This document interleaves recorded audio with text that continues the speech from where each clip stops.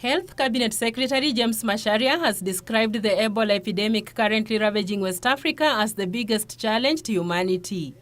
Speaking when he launched a vaccination campaign for tetanus targeting 2.3 million women in the country, Macharia called for concerted efforts to develop a vaccine for the disease that has so far claimed the lives of 4,000 people in West Africa, the United States, and Spain. But you see, these diseases, the people who are affected, the countries which are affected by Ebola, and all of us in the globe, we have one wish. We wish we could have a vaccine. The health CS said vaccination was the only way to ensure better health in a world in which viral diseases are mutating, posing a real danger to human survival.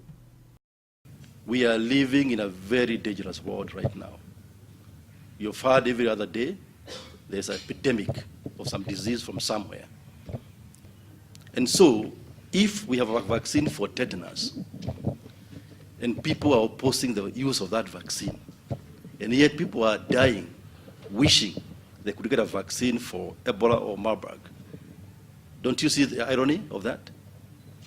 His concern coming as airports in the country increased surveillance after a passenger exhibiting Ebola-like symptoms died on arrival at the Jomo Kenyatta International Airport from Juba, Southern Sudan. Malindi International Airport has installed screening equipment at its main terminal to aid in screening passengers entering the country through the airport. This health facility that we are putting at the airport will actually become handy, and then it will mean that we'll be having professionals at the airport at all the time. Malindi International Airport manager Walter Agong says the center will enable passengers to be screened in Malindi instead of the current situation in which passengers from foreign countries are only undergoing mandatory screening in Nairobi's JKIA or Moi International Airport in Mombasa.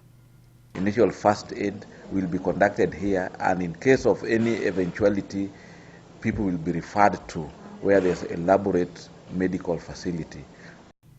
The development coming as Liberian health officials appealed to nurses and medical assistants not to go ahead with the national strike as the effects of Ebola epidemic continues.